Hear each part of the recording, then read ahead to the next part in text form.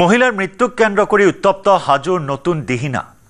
শহুৰেকৰ পৰিয়ালৰ লোকে জ্বলাই দিলে জোৱাইকৰ ঘৰ ইমৰান আলী নামৰ এজন লোকৰ ঘৰত অগ্নিসংযোগ ইমৰান আলীয়ে পত্নীক হত্যা কৰাৰ সন্দেহত এই ঘটনা বিহপানৰ পাছতে মৃত্যু হৈছিল ইমৰানৰ পত্নী আনোৱাৰা বেগমৰ এই ঘটনা হত্যাকাণ্ড বুলি সন্দেহ আনোৱাৰাৰ পৰিয়ালৰ আনোৱাৰাৰ পৰিয়ালে লণ্ডভণ্ড কৰে ইমৰানৰ বাসগৃহ লণ্ডভণ্ড কৰাৰ পাছতে জ্বলাই দিলে বাসগৃহ অগ্নি নিৰ্বাপক বাহিনীয়ে নিৰ্বাপন কৰে জুই ঘটনাস্থলীত উপস্থিত হয় আৰক্ষী অৰ্ধসামৰিক বাহিনীৰ বৃহৎ দল আৰু পৰিস্থিতি নিয়ন্ত্ৰণ কৰিবলৈ সক্ষম হয় জ্বলি চাৰখাৰ হয় ইমৰানৰ বাসগৃহ ইমৰানৰ পত্নী আনোৱাৰাই বিহপান কৰি মৃত্যুমুখত পৰাৰ পিছত পৰিয়ালৰ লোকে সন্দেহ কৰিছে এয়া এক হত্যাকাণ্ড আনোৱাৰাৰ পিতৃ পৰিয়ালৰ মাতৃগৃহৰ সন্দেহ আৰু তাৰ পিছতে জোৱাইকৰ ঘৰত এনেদৰে লণ্ডভণ্ড কৰি অগ্নিসংযোগ কৰাৰ পিছতে এক উত্তেজনা বিৰাজ কৰে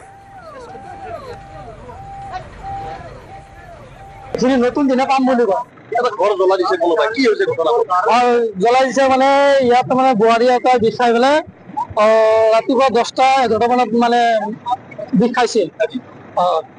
যোনটো মানে বোৱাৰী মাৰা গৈছে তেওঁৰ দেউতাকে মানে তৎক্ষণাৎ মানে মাছৰ বেপাৰ কৰে মানে বেপাৰৰ পৰা আহি পেলাই শুনা পাই পেলাই আহি পেলাই মানে মেডিকেল লৈ গৈছে তাড়াতাড়ি কৰি মেডিকেলত লৈ যোৱাৰ পিছত মানে গম পালো বোলে বোৱাৰীজন মাৰা গৈছে তাতে মানে দুপৰীয়া 2টামান বজাত আহিছিল ইয়ালৈকে ঘৰলৈকে হয় তাতে আহি পেলাই মানে ইয়াত মানে দৰ্জা চৰ্জা ভাঙিছে আলমেৰি চেলমেৰি এইবিলাক মানে পুৱাই ভাঙি থৈ গৈছে অকলে নহয় অকলে ভায়েকটো আহিছিল আৰু মানে 2-4জন মানুহ আহিছিল 8জনমান মানুহ আহিছিল ইয়াতে টোটেল আহি থৈ মানে তেওঁলোকে থানালৈকে গুচি মানে গ'ল আমিও মানে ইয়াতে থাকিলো কথা পাতি আছো ইয়াত মাজতে শুনা পালো বোলে ল'ৰাটোৰ যে মানে বোৱাৰীটো যে দেউৰাক যে হেৰি মেডিকেলত লৈ গৈছিল দেউৰাকটো আৰু মেডিকেলত থৈ পেলাই বেলেগ এটা মানুহ থৈ পেলাই ঘৰত গুচি আহি আছে ল'ৰাটোক আধা ৰাস্তাতে ধৰি পেলাই মানে তাতে মানে অলপ মাৰধৰ কৰিছে আমি আৰু ইয়াৰ পৰা যাই পেলাই তেওঁক উদ্ধাৰ কৰিলো আনি পেলাই মানে মই ঘৰত থৈছিলো থোৱাৰ পিছত পুলিচে আহি পেলাই আৰু মানে ল'ৰাটোক লৈ গৈছে তাৰপিছত মানে এতিয়া ল'ৰা 2জনে মানে হেৰিতে আছে থানাতে আছে কিন্তু ডেড বডিটো এতিয়াও মানে মেডিকেলতে আছে ঘৰটো যে জ্বলাই দিলে কোনে জ্বলাই দিলে ঘৰটো জ্বলাই দিলে আপোনাৰ ছোৱালীটোৰ বাজা আৰু মানে ভায়েক আৰু মানে 2-4জন মানুহ আহিছিল হুজাই দবকা আৰক্ষী থানাৰ বিৰুদ্ধে ভয়ংকৰ অভিযোগ মাজনিশা থানাৰ লকআপৰ পৰা অভিযুক্তক উলিয়াই আনি আৰক্ষীৰ উপস্থিতিত 2 যুৱকে নিৰ্মমভাৱে প্ৰহাৰ কৰাৰ অভিযোগ বাহিৰৰ 2 যুৱকৰে মিলি 3জন আৰক্ষীয়ে মদাৰতলীৰ শ্বৰীফুদ্দিন নামৰ যুৱকজনক লকআপৰ পৰা উলিয়াই আনি মাৰপিট কৰাৰ অভিযোগ দবকা থানাৰ কনিষ্টবল মিলন লস্কৰ সিপাহী অভিজিত বৰা নিশা কৰ্তব্যত থকা আন এজন আৰক্ষী আৰু মদাৰতলী গাঁৱৰ বিকাশ আৰু ৰুদ্ৰ বড়োৰ বিৰুদ্ধে উঠিছে এই অভিযোগ শ্বৰীফুদ্দিনক বহু সময় ধৰি নিৰ্মমভাৱে প্ৰহাৰ কৰাৰ অভিযোগ লাভ জেহাদৰ বলি হোৱা এগৰাকী যুৱতীক ব্লেকমেইলিং কৰাৰ অভিযোগত বুধবাৰে দবকা আৰক্ষীয়ে গ্ৰেপ্তাৰ কৰিছিল শ্বৰীফুদ্দিনক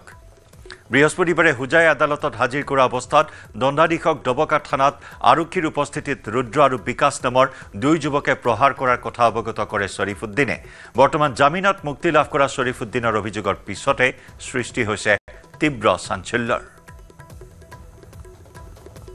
মই লকআপত আছিলোঁ পিছত যেইজন ডিউটি কৰি দিয়ে এই আহি পেলাই লকআপটো খুলি দিছে খুলি দিয়াৰ পিছত 2টা মানে কনিষ্টবল শুনা পাইছোঁ মই চিনি পাওঁ দেখিলে আৰু নাম নাজানো তেওঁ 2জনে ওলাইছে আৰু লগত ৰুদ্ৰ আৰু হেৰি আছিল চিচি কেমেৰাৰ থানাৰ চিচি কেমেৰাটো চেক কৰিলে ওলাই যাব আৰু চব কথা পিছত 1 ঘণ্টামান পিক মাৰিছিল মাৰি আকৌ লকআপত সোমাই থৈ গৈছে আকৌ সিহঁতে আধা ঘণ্টামান পিছত আকৌ আহিছে আকৌ আৰু 1 ঘণ্টামান মাৰপিট কৰিছে আকৌ সোমাইছে আকৌ ওলাইছে আকৌ তেতিয়া আহি ৰুদ্ৰই বেছি মাৰপিট কৰিছে মোৰ লগত ৰুদ্ৰ ৰুদ্ৰ কোন হয় ৰুদ্ৰ মদাৰতলীৰ হয় পুলিচৰ মানুহ নেকি পুলিচৰ মানুহ নহয় ৰুদ্ৰ আৰু বিকাশ পুলিচৰ মানুহ নহয় বেলেগৰ কিবা হয় আৰু কৰবীৰ কিবা হয় এইটো মই নাজানো কি হয় বুলি নাজানো আৰু মই শুনাও নাই কি হয় বুলি কিন্তু এতিয়া দেখা পাইছোঁ তাইৰ লগত ঘূৰি থাকে ৰাতি 12টাৰ পৰা 4টালৈকে ইয়াত মাৰপিট কৰিছে দবকাৰ পৰা আমাৰ সাংবাদিক আব্দুল হাকিমৰ সৈতে সংযুক্ত হৈছোঁ আব্দুল এই গুৰুতৰ অভিযোগ সন্দৰ্ভত দবকা আৰক্ষীয়ে কি মন্তব্য আগবঢ়াইছে হয় জয়ন্ত ক'ব লাগিব দবকা থানাত এয়াই প্ৰথম নহয় পূৰ্বে অনুৰূপ ঘটনা সংঘটিত হৈছিল আৰু ক'ব লাগিব অসম আৰক্ষীয়ে ৰাজ্যৰ প্ৰতিখন থানাত বহু অত্যাধুনিক চিচি কেমেৰা স্থাপন কৰিছে আৰু চিচি কেমেৰাত ডবকা আৰক্ষী থানাত চিচি কেমেৰা কেৰেপ কৰা নাই আৰু ডবকা আৰক্ষী থানাত বিশেষ ক'বলগীয়া আজি বিগত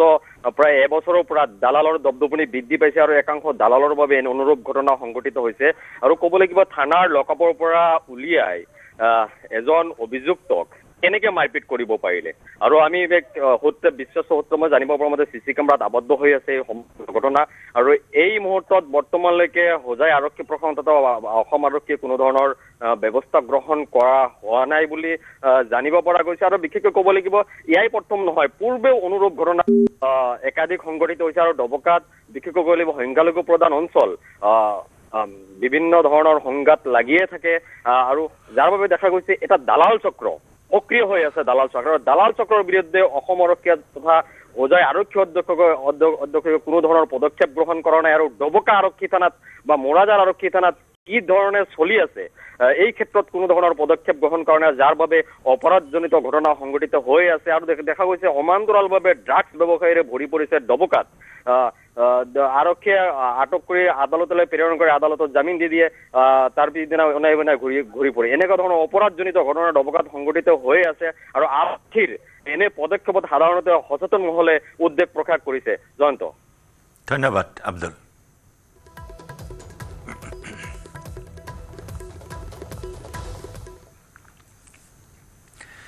মহাপুৰুষ শ্ৰীমন্ত শংকৰদেৱৰ অন্যতম প্ৰিয় শিষ্য তথা নৱবৈষ্ণৱ ধৰ্ম প্ৰচাৰক মহাপুৰুষ শ্ৰী শ্ৰী মাধৱদেৱৰ আজি তিৰুভাৱ তিথি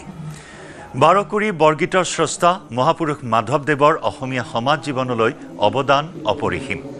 আজি গুৰুজনাৰ তিৰুভাৱ তিথি উপলক্ষে পুৱাৰে পৰাই হৰিনামৰ ধ্বনিৰে মুখৰিত হৈছে ৰাজ্যৰ সত্ৰ নামঘৰসমূহ সকলোৱে গুণানুকীৰ্তন কৰিছে বৰহাৰপুৰ সৃষ্টিৰাজিৰ সত্ৰই নামঘৰে ধ্বনিত হৈছে হাজাৰী ঘোষা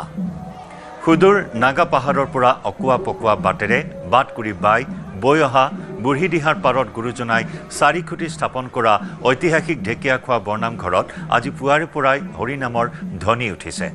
প্ৰবাদ অনুসৰি মহাপুৰুষ শ্ৰীমন্ত শংকৰদেৱক লগ ধৰিবলৈ বুঢ়ীদিহাই ভটিয়াই আহোঁতে ঢেকীয়াখোৱাৰ এহাল বৃদ্ধ দম্পতীৰ ঘৰত এৰাতি কটাইছিল দুখীয়া বৃদ্ধ দম্পতীয়ে নিশা ঢেকীয়া শাকেৰে মাধৱক ৰাতিৰ অন্ন ৰান্ধি খুৱাইছিল আৰু সেই পুৱাৰ ভাগত নদীৰ কাষত এজোপা ঔটেঙা গছৰ পৰা এটা ঔটেঙা ছিঙি আনি তাৰে এটি পটুৱা এৰুৱাই 4 খুঁটি মাৰি জ্বলাইছিল এগছি বন্তি তেতিয়াৰ পৰাই মহাপুৰুষজনাই জ্বলাই যোৱা চিৰ প্ৰজ্বলিত বন্তিগছিয়ে আজিও সমাজত বিলাই আহিছে আধ্যাত্মিকতাৰ পোহৰ মহাপুৰুষ শ্ৰীমন্ত শংকৰদেৱৰ আদৰ্শেৰে অনুপ্ৰাণিত গুৰু মাধৱদেৱেও আধ্যাত্মিক চিন্তা চৰ্চাৰে সমাজবাদ গঢ়াৰ প্ৰয়াস কৰিছিল সাহিত্য সংস্কৃতিৰ পূজাৰী একেধাৰে গীতিকাৰ নাট্যকাৰ সুৰকাৰ তথা অসমীয়া জাতিৰ প্ৰাণ প্ৰতিষ্ঠাতা মহাপুৰুষজনা তিৰুভাৱ তিথিত আমিও জনাইছো গুৰুজনালৈ সশ্ৰদ্ধ প্ৰণিপাত নিশ্চয়কৈ চাওক আজি যিহেতু মহাপুৰুষ শ্ৰীমন্ত শংকৰদেৱৰ একান্ত শিষ্য বৰহাৰপুৰ গুৰু মাধৱৰ তিৰুভাৱ তিথি আৰু সেইলৈ পুৱাৰে পৰাই তেওঁ জ্বলাই যোৱা যি অক্ষয় বন্তি যোৰহাটৰ ঐতিহাসিক ঢেকীয়াখোৱা বৰনামঘৰত পুৱাৰে পৰাই যথেষ্ট লোকৰ সমাগম ঘটিছে বিভিন্নজন আহিছে আহি আজি এই গুৰুজনাৰ তিৰুভাৱ তিথি উপলক্ষত সকলোৱে আহি নামঘৰত সেৱা ধৰিছে আৰু সমান্তৰালভাৱে পুৱাৰে পৰাই আচলতে মহাপুৰুষ মাধৱদেৱৰ যিসমূহ সৃষ্টি সেই সৃষ্টিসমূহ ইয়াতে চৰ্চা চলিছে আৰু দিনজোৰাকৈ আচলতে বৰ্ণাঢ্যভাৱে আজি গুৰুজনাৰ তিৰুভাৱ তিথি ঢেকীয়াখোৱা বৰনামঘৰত আয়োজন কৰা হৈছে আজি যিহেতু গুৰুজনাৰ তিৰুভাৱ তিথি এটা পবিত্ৰ দিন আৰু ঢেকীয়াখোৱা বৰনামঘৰৰ পৰিৱেশটো অলপ সুকীয়া হৈ পৰে গুৰুজনাই যিহেতু অক্ষয় বন্তি গছি জ্বলাই গৈছিল আৰু পুৱাই আপোনালোক আহিছে ভাল লগা কথা এইটো বহুতেই ভাল লগা মোৰ মানে অন্তৰৰ সেইটো মানে সদায় ভাবি থাকোঁ যে আমি মাধৱত এপাক আহোঁৱেই আজি তিথি হিচাপে আহিব পালোঁ সেইটো আমাৰ বাবে সৌভাগ্য বুলিয়ে ভাবোঁ এনেতো ভাদমাহত আমাৰ নামঘৰত গৈয়ে থাকোঁ কিন্তু আমি ঢেকীয়াখোৱা নামঘৰত আজি সেৱাদাত যদি জ্বলাব পাৰে কাৰণে খুবেই আনন্দিত আৰু মানে মহাপুৰুষদেৱৰ তিথিৰ দিনা আহিছোঁ যিহেতু সেইকাৰণে মানে আমি মানে মনটো মানে বহুতো প্ৰফুল্লিত ধন্যবাদ জনাইছোঁ আপোনাক আপুনিও ডিব্ৰুগড়ৰ পৰা আহিছে হয় ডিব্ৰুগড়ৰ পৰা আহিছোঁ হয় হয় হয়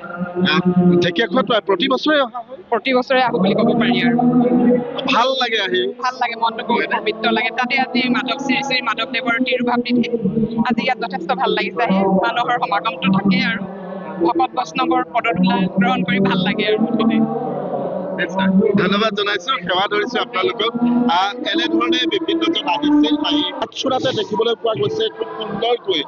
ইয়াতে নাম আচলতে গুৰুজনাই যি আচলতে অনুপম সৃষ্টি, গুৰু মাধৱৰ যি অনুপম সৃষ্টি বৰগীত, সেই বৰগীতৰ ধ্বনি উঠিছে। আমি সেই পৰিৱেশটোৰ মাজলৈ লৈ যাম।